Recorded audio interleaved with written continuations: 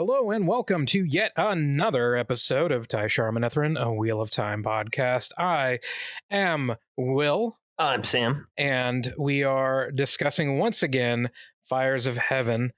So, Sam, where are we? We are on chapter 29. Okay. All right. Well, why don't you start walking us through? We're slogging pre-slog.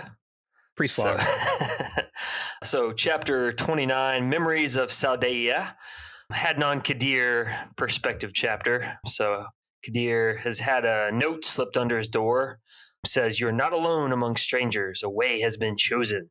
So, he thinks, chosen, keyword, super secret password that no one else knows, which does sort of beg the question, how many people know that they call themselves the chosen as opposed to forsaken? I don't know how common knowledge that is. Yeah, I don't know either.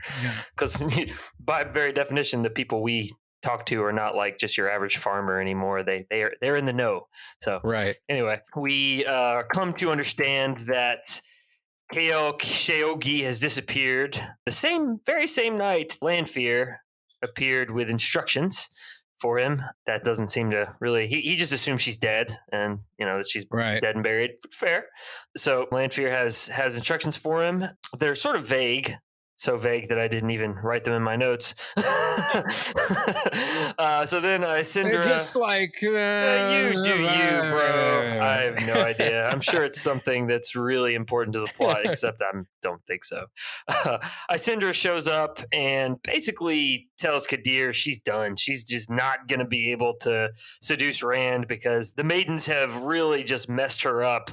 They shaved every hair on her body, beat her with nettles. And so even at this point, he's thinking, even with the bald head and all that stuff, she could still look exotic if I get her in the right situation. But then she just is pretty much like, I got to get out of here. I can't do this anymore. So instead of just sort of sending her on her way, he decides to kill her and butcher her body. Like, dude, I mean, it just seems like a little bit of a jump there. I mean, well, I feel like Kadir has not really shown us that he is a dark friend up to this point. And he was like going, in case anybody's watching and they're thinking, maybe I'm not that bad of a guy. Committed to this cause, yeah, right? I better really let him know that I'm for reals. I'm going to get out a trash bag and just, Breaking Bad style, kind of like just do this thing. Chapter 30, A Wager.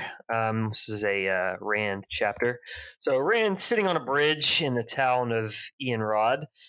It's night. Normally he'd be working with Osmodian, but he needs a break. He doesn't really sleep much anymore. He's constantly kind of doom and gloom, worried about Tarmangaden. And I mean, for some reason, this whole business about being prophesied to destroy and or save the world and die, it kind of, I don't know, it kind of bums him out. Yeah, I would say.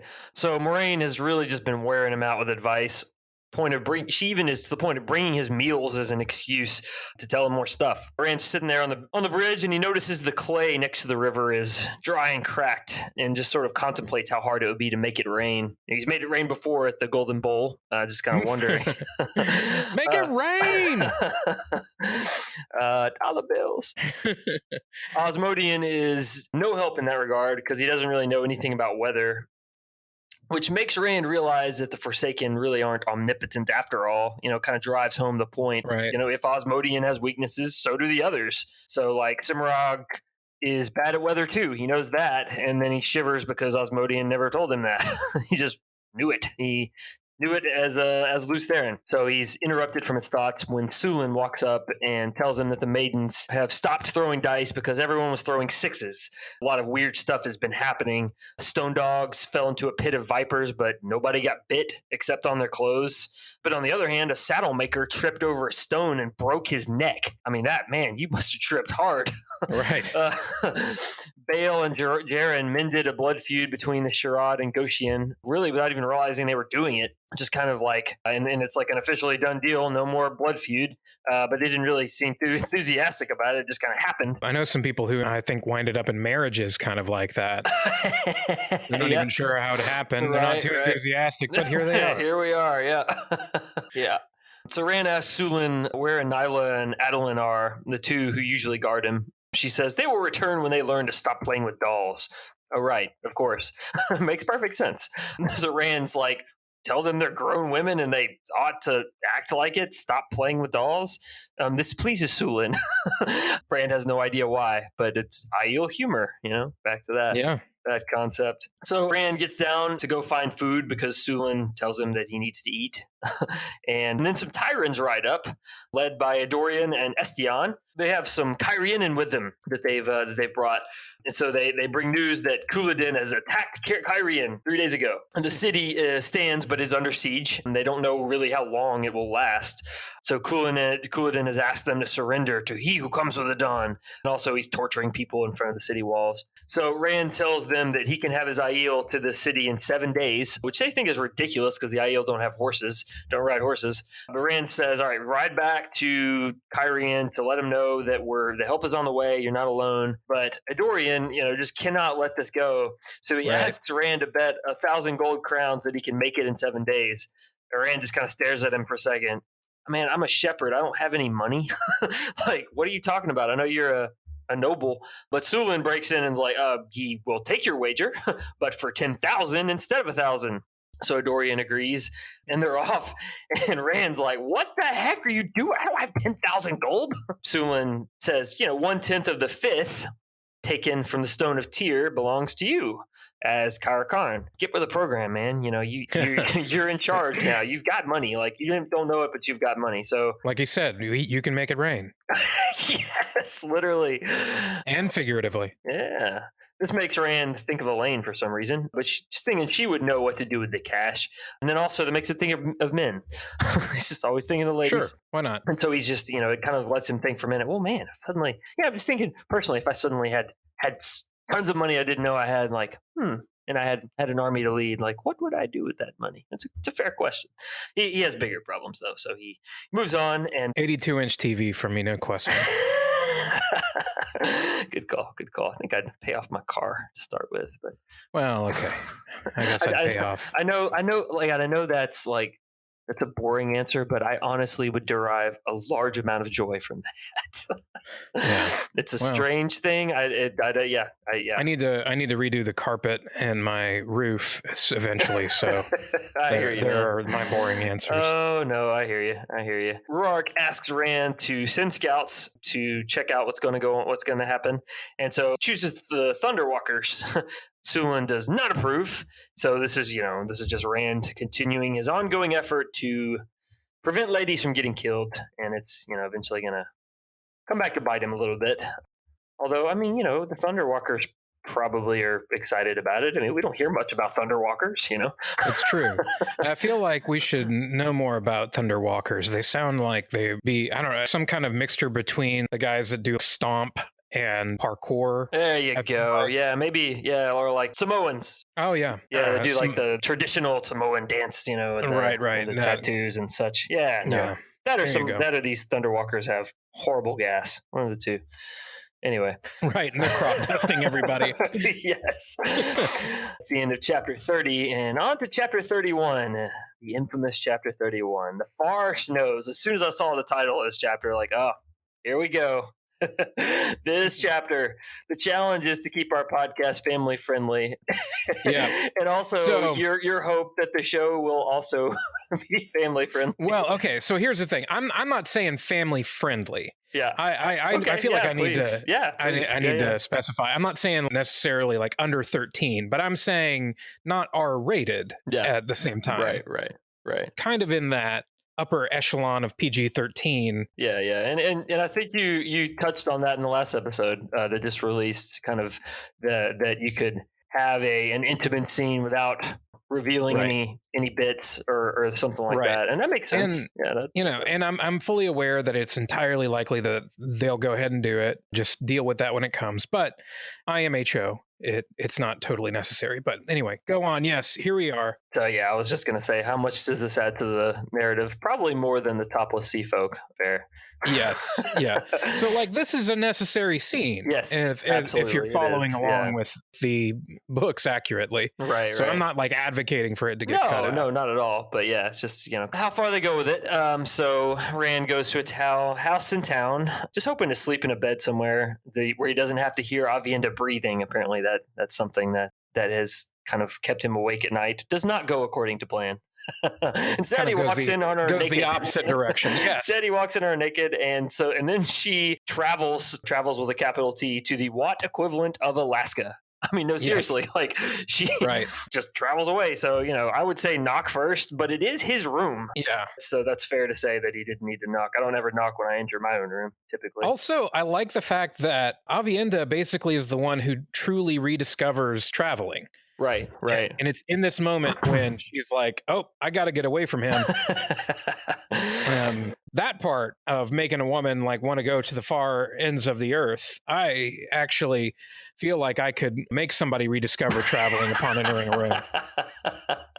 Oh man, I hear that. Been there. We've all been there at some point, But yeah, this is a chapter I got embarrassed listening to in my car by myself. I've mentioned that before, that it's just like, man, what am I doing listening to that? What is happening? So Avienda says, I could not make a sweat tent in town, so I thought I would try your way of. Then she says, I did not arrange for you to see me. I must get away from you. As far as I can, I must. Then she opens a gateway and runs out into the snow, naked. But it does sort of beg the question, like, so rediscovering this lost weave when you're just super embarrassed. Avienda is not, okay, I guess everyone is reincarnated, someone else spun back out in the wheel from the previous age. Right. And so I guess maybe that I've answered my own question. Maybe whoever she was in the previous age knew how to do it. And so it just sort of instinctually happened. I don't know, but it is is one example of this happening where like she just suddenly rediscovers a weave. It is kind of interesting just to, when you're talking about, who were these people in their previous lives, like we know who Rand was. Right. And there's times where I feel like it's kind of hinted that maybe Elaine is Ileana. I mean, their names are similar. Sure. I could get behind that. Other than that, we don't really have much. You just sort of assume that everyone else was like some random person, that may or may not have been an Aes Sedai, may or may not have been a soldier. They could have just been any number of people. Although, you look at like Matt's memories of past lives, we know he was given these by the Aelfin and the Eilfin, but before that, even he had some memories of Manetheren and being a soldier. So we know at least he was a soldier in a past life. If that's the fact, why didn't Perrin exhibit similar flashes of past lives like that? Of course, he had the wolf thing going on, but yeah, it could be just some memories are more powerful than others, and that they manifest themselves. And maybe if you just lived a normal life as a shopkeeper or whatever, you don't have as much reason to remember the Age of Legends. Like, yeah, we had flying cars, but I don't know, I had a pretty boring life. Yeah. You could see that being true. So the gateway, where Rand sort of stands there shocked for a moment, then sees that there's it's like freezing, frigid air blowing through, and Avienda just ran through this thing naked. So it starts to close, and so Rand channels something to keep it open. We don't really know exactly what he doesn't know what he did. Grabs all the blankets he can find, clothes, a pallet, and runs after her. It's blistering cold, dark, snow everywhere. He can dimly make out trees, and he can sort of see Avienda off in the distance. The wind is howling, can't see, so of course he yells, "Stop!" like you do, Right. She apparently does hear him, though, and runs faster, naked, through the snow. Really, really does not want to be in this situation. So much so that she would rather die. Yeah, you do start to question her intelligence. Like, at this please point. Stop and turn around. Like, oh my gosh. So Rand is, there's so much snow and ice and wind that he can barely move forward. So he channels and melts the snow just in front of him as he runs. Just sort of keeps a weave open there, I guess, so that it kind of like, so he can run, catch up to her, and he's gaining on her, and then she just vanishes as if she fell in a hole. Gets to where she fell and discovers ice over like black water. So he stows the blanket stuff kind of before that, and then sort of kind of like crawls out on the ice. And he thinks, "Move, you flaming fatherless son of a spavined goat. Keep moving." Sticks his hand in the water and pulls her out by the hair. Just a romantic moment, really. Yeah, right. You can see how, what happened after this. Right. Pulls her off the ice, wraps her up in a bundle of blankets. And so Rand puts an ear to her chest and can hear her heartbeat just barely moving.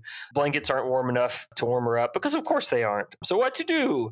He decides to build an igloo. I mean, I don't know if he really set out to do that to start with, but sets about to do that, ties off weaves of fire in the corner, heats the air in the ground. None of that stuff works, though. So Rand supposes he's exhausted all of his options, so he decides to take his clothes off. Like you do. Sure. Right. Well, there are so many situations where you're thinking to yourself, what should I do to make this situation better? And should I take my clothes off? Right, to make the situation less awkward. Yeah, rarely helps. But this is actually one of the few situations where it's like, it's not even it's not even a weird thing. It's just legit. He's trying to keep her from getting hypothermia. Like, I get it. It's just funny how we got here. Yeah. Rand was just walking back to his room. He just wanted to take a nap.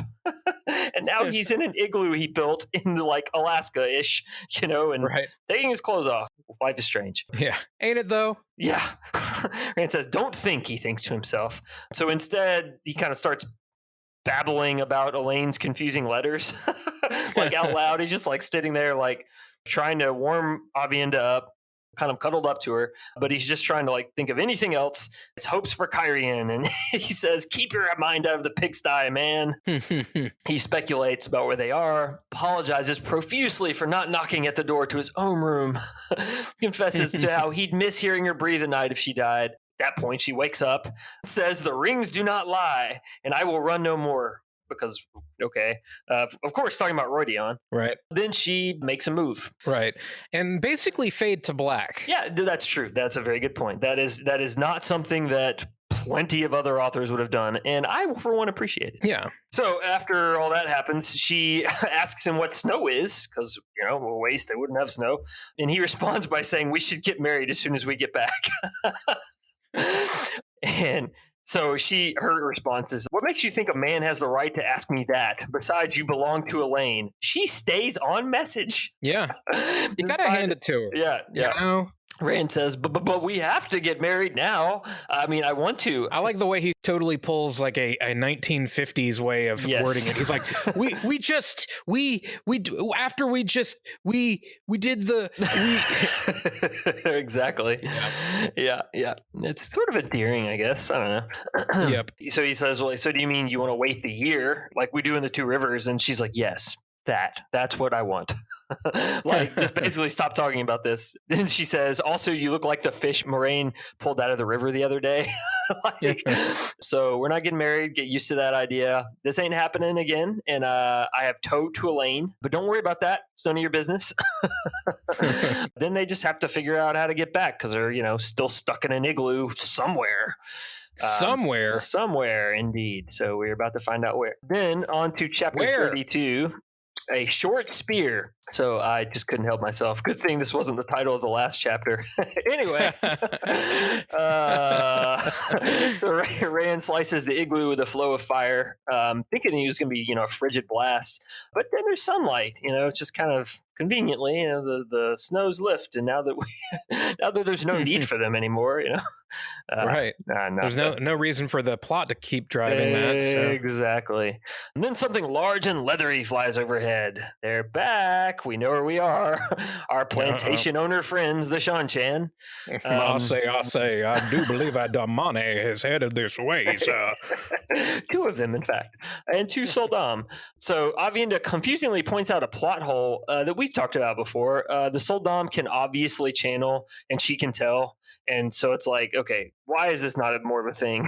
It's like really clear that she just says, that it's clear they can channel. They just like haven't practiced. Right. That they're like just not, they're very weak because they haven't practiced. Exactly. She and Rand manage to ambush the Shan-Chan. Avienda throws a shield onto the Damani as Rand wraps them up in air, I think. He does something. They have, of course, come to investigate the open gateway that Rand and Avienda left. And it was this huge blast of the power that they felt, I guess, when Avienda opened the gateway. Rand sees that there's a weave made by Saidin in the middle of it. And then he's like thinking maybe it's a trap Osmodian set for him, but he isn't sure what it is. He can't tell. So one of the Shan-Chan has a black raven in front of a stark tower on the gray breast of her cloak. And the other has a silver stag's head on a green cloak. And this just side note, this made me think that compared to like Game of Thrones, for example, we get comparably few descriptions of like house sigils in Wheel of Time.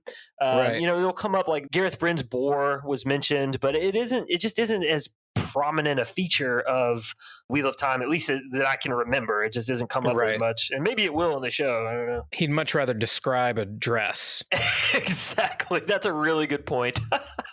Yeah. Exactly how the embroidery and the lace and everything. How it's smoothed when in the midst. When things get awkward, yeah. Yeah. So Rand decides to try to take the Idom off of one of the Damani, and he gets kind of electrocuted. So he asks Aviendha to do it. The Damani is generally pitiful, wailing, "It is he, Lady Morsa. Save Sari, mistress. Please, mistress, save Sari." They sound like house elves, right? Yeah, that's a really good point. I was going to say brainwashed kid, but yes, that is a very apt description. Mister has given Dobby an Idom. Oh, that's excellent. So Lady Morsa has a horrified expression, and Rand sort of, I guess, realizes that she must have been a Falma. It seems like a little bit of a leap, but he asks her, and she says that she was, and so, fair enough. The other person there is apparently a seeker for truth, tells Rand that if he surrenders to her, he will be treated well, which he laughs at. Okay, I am in control here, no. So as they chat, the gateway slowly begins to close. Time to go. No more time to fiddle with an Idom collar on a woman who doesn't really want to be free. So they jump into the gateway and land back in Ianrod. Every time I see Ianrod, I keep thinking Elrond or or something. Osmodine is there waiting for him. So Rand slammed his shield in front of him, even though he's embracing the source. But then turns around and realizes the gateway seems to be invisible, even though his weave is there, which was Osmodine's doing. So that was what it was. He was hiding the gateway so that people wouldn't come show up and be like, "What the heck is this?" Yeah. It's a good call. He didn't think of that. So Aviendha tells him she tied off the shields on the Damani before they left. And then she randomly gets jealous. She says, "I thought big eyes and a round bosom had caught your eye." Like, lady, I was worried about getting us out of there. Like, we just had this moment. Like, no. Right. Anyway, so Aviendha says it was smart that he hid the gateway before jumping through. Yeah, smart, Rand. Good job for doing that. So Osmodian puts in at this point that a Guy Shine did come in, and Osmodian told her they shouldn't be bothered. Kind of got out there a little bit. So Aviendha says, "Who was it?" And he's like, "It's my first sister, and I'm gonna find her, and I'm gonna kill her if she told anybody." And she told everybody. Exactly. So Rand says, "All right, fine, go on. I need to talk to Mr. Jason the Tail anyway." So after she leaves, Osmodian says, "A strange scepter, my Lord Dragon." Rand realizes that he's holding this Seanchan spear that somebody had thrown through right as the gateway closed and chopped it off. Right. And that's our short spear that indeed he does adopt as a scepter. A pretty cool scepter. Sure, why not? It's functional. Then Rand demands that he explain how to do the gateway hiding trick. And Osmodian's like, "You never asked before." And so it starts babbling and says, "I'm your man now. You must know I am your man now." So Rand's like, "All right, fine. Tell me 2 things I don't ask about every time we talk. Starting with how to avoid flows that I can't see and how to counter them," because it's kind of come up a bunch of times. He's fighting women that he doesn't know how to do it. And Lanfear's pulled that trick on him before. And he's like, we have 2 hours before dawn. Might as well get started. Don't have anything else to do. Sure. Sleep. I ain't going anywhere. Yeah. Who needs sleep, I guess. So 33, A Question of Crimson. And now we are on Nynaeve and Elaine for a long time.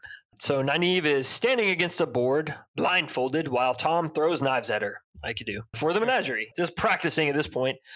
And Val and Luca yells, "The pears!"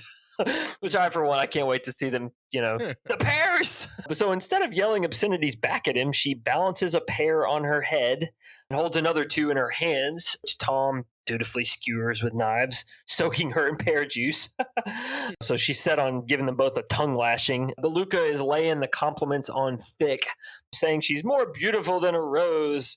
And she talks about his well-turned calf and, keep hearing about his calves. The well-turned calf. That comes up later when somebody mentions about Talonvor. Morghese thinks he has a well-turned calf. I'm just imagining every time they say that, they must be wearing capri pants. Exactly. Right. How can you tell if they're always in trousers? And do they just lift it up a little bit and be like, "Hey, ladies, check the calves out"? Just ease up the pant leg, just a tear, just a the pears. Oh man! By the way, I just picture him continuing to yell larger and larger fruit. The watermelons, and It's just more and more ridiculous. Yes. Yes. Until she's, holding watermelons and balancing them on her head. I would love it if there was just the slightest element of, Monty Python in here, but I don't see it happening. But I would love it if they just a little bit, just enough. That would be. I don't know if you can have a little bit of Monty Python. Yeah, that's not exactly completely subtle. Fair point. Totally fair point. I don't know, just like have someone under compulsion or something, like think of an excuse. So he brings up a dress that Val and Luca does that he wants her to wear. He has been trying to convince her to wear for the big show for a while, apparently. And she says, if you like it so much, you wear it. And here's an example of the dress getting described. Exactly. Again. Yeah, it's a red dress. It's got a plunging neckline. She keeps saying that, like, if it was a quarter of an inch shorter, that it would be no claim to decency at all or whatever. But yeah, this dress does, like, is a character for a couple chapters, I would say. It comes up constantly. We'll talk about it again. So on her way back to her wagon, Aludra gives her some matches to try. Apparently because Nynaeve is glaring at her, like, come on, Aludra, you should know, like, Nynaeve is always going to be glaring like that. Like, it's just, that's her natural state. But we find out there's another reason. Apparently she has a shiner. So it probably makes her look a little worse than normal. So Julin reports in, tells her that there are white cloaks across the river in Samara. The River Eldar, the River Eldar throws me off. Every time I see that, I think of the space elves from Warhammer 40,000. They're like the Protoss in StarCraft or whatever. But I did Google it. Apparently, both Warhammer and Robert Jordan lifted the term from Tolkien, of course. Of course. But, just another name for elves, or, there's a couple ways it's used. But in my defense, the top Google result now is for Warhammer. So, there you go. Yeah, that's one of those hobbies that can cost a lot of money that I no longer engage in, but you still keep some of that stuff. As long as they don't send you to rehab, then it's not a true problem yet. Fair enough. Very true. So Elaine is there and immediately asks Nynaeve why she has a black eye. And Nynaeve's like, why do you got a black eye? Bam! She's thought that a few times, I think, more or less. So she says she talked to Sarandon, who's the Shan-Chan lady, and sort of interrogated her, pushed her a little bit too hard about the Mani and Soldam. So Sarandon kind of does like a judo throw, and then Nynaeve gets up and slaps her in the face, and then gets punched in the face. Yep. So, this all happens off camera. I wouldn't mind seeing that, especially knowing Nynaeve is a Power Ranger. So Nynaeve notices that Elaine has the Idam out, and it's like, what are you doing with that thing? And Elaine says she thinks she could make one, which is cool because Idam are Tirangriel, and no one living can make them except the Shan-Chan. But no one in the tower has been able to make them for thousands of years. So Elaine tells Nynaeve that Julin saw Galad on the other side of the river. She said they have nothing to worry about because Galad refuses to go to the circus because he thinks it's cruel to the animals. It's both adorable and he would be just the worst sort of person to hang out with. Oh yeah, absolutely, yeah. like an overzealous vegan. Absolutely, Galad's a vegan. Yeah. I do not apologize for that comment for our vegan listeners. My dad is a vegan. It's all good, But you know who I'm talking about, though. The people that made the website about Chick-fil-A, calling them the chicken concentration camps. Like that's how I picture Galad in the situation. Galad, I feel like he is a vegan CrossFit bro. Like too. Man, yeah, the folks crab walking down the sidewalk together, and with his protein powder. Oh wait, no, I guess the soy protein powder. So Saladar is on the tip of Nynaeve's tongue. She just still can't remember it to save her life. It ended with Bar, or was it Dar? Lar. She's just going through it. Just can't think of it. Be good when that bit's over. Chapter 34: A Silver Arrow. So Elaine cooks for the group, and so her thing is she's always trying to duplicate the gourmet cooking she enjoyed in Camelin, which in this case translates to cold and jellied soup with chopped green Ferris sprinkled on top. So I guess Ferris is like a green onion. I Googled it and got lawnmowers, so I don't know. But also I got Carol Ferris, which is a Green Lantern's girlfriend and also a supervillain. So this is a little digression here. It's completely unrelated, but I'm just going to do it anyway.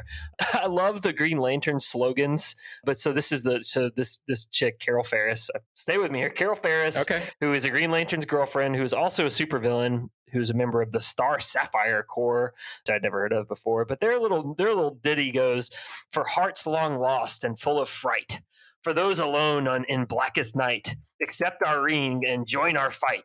I like to say, it's like the "Beware My Light" Green Lanterns, whatever. That's the Green Lantern. And they had one for like every one of the Green Lantern, all the corps, every color under the rainbow. I just had never heard of that one before, but clearly Robert Jordan was not trying to reference Green Lantern's girlfriend when he invented Green Ferris.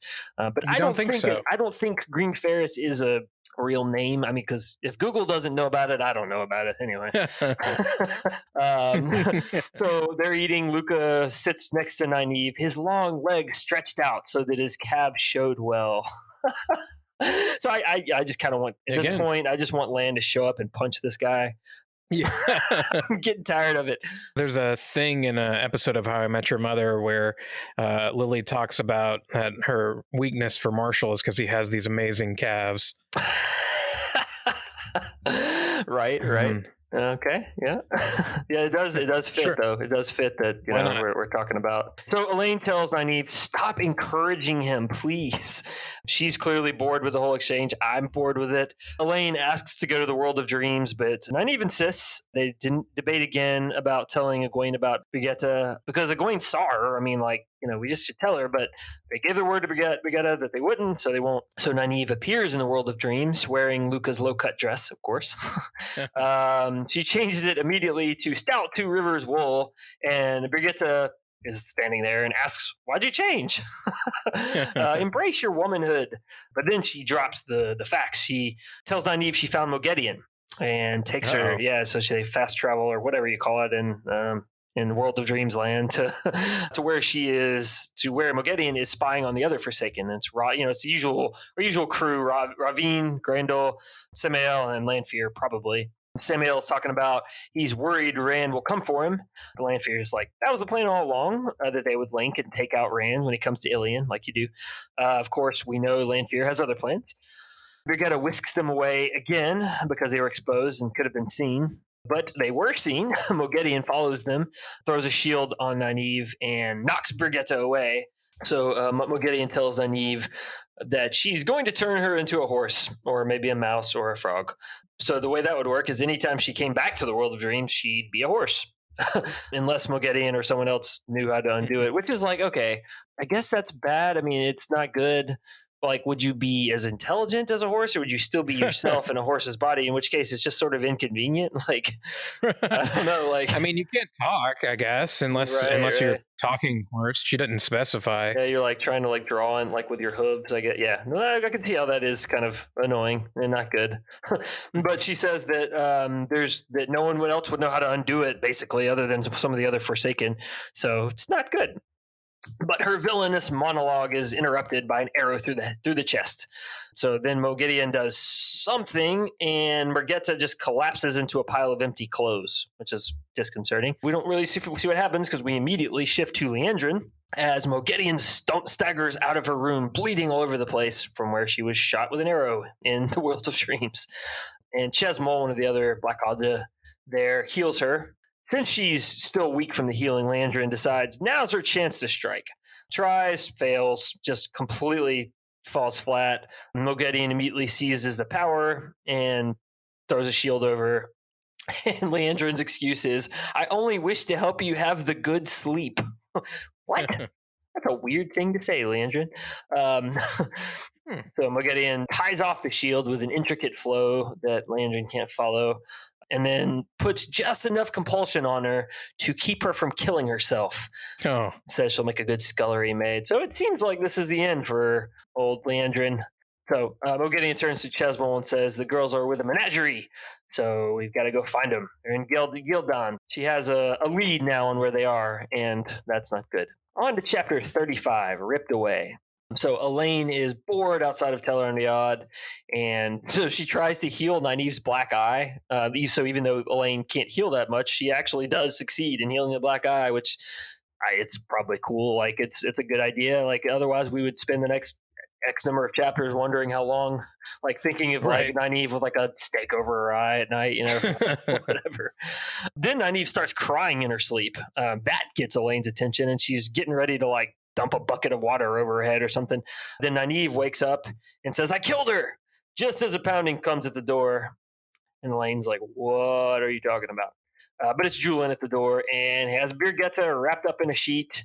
She's wearing nothing, passed out, basically. She's clearly still stuck in the world of dreams. So Nynaeve is mad. So she, mad about what happened, mad at herself, whatever. Tries to heal Birgitta, but she says there's nothing to heal. She's healthy physically, but she's still asleep, and there's something is clearly wrong. So here's my question about what happens next. What gave Elaine the idea to use this to use this weave? It just seems, I don't know, random. I guess it was just like probably seeing the way that warders seem to recover from things that other people don't. That's the only thing I can. Yeah, I mean that's what she says something like that warders get strength and energy from the bond, and it does sort of beg the question like why that isn't done more often. I guess it's just convention. Like we don't just take random warders, like. But, well, and maybe it does happen more often, especially with greens. That's true. Yeah, if they end up, because they're more likely anyway to be in the midst of some kind of violent thing in theory anyway. Yeah, that's true. And of course, bonding a warder is forbidden. So they obviously all sort of agree. They have to keep it quiet. Elaine tells Nynaeve she needs to sleep. And then Elaine gets sad and decides to go for a walk. And thus begins our Nynaeve. That's not my favorite. This continues on for most of the rest of the book. Indeed. So, it does, yeah. Right. So that does bring us probably to a good stopping point, I would think. Yeah. Well, folks, if you enjoyed this episode, hey, why don't you give us a shout out on Twitter or on Instagram at Podcast TSM, or visit our website, tsmpodcast.com, and fill out our contact form. If you say nice things to us, we'll give you a shout out. If you have corrections for us, we will be glad to hear about them. If you're just a jerk, then we probably will ignore you. But we do love hearing from people regardless. We're also on YouTube now. So if you want to go find us, help us get to that 100 subscriber mark so we can get the custom URL. That would be awesome. Feel free to comment on there as well. Next time we'll be picking up with chapter 36. So join us then. And until then, Tai'Shar Manetheren.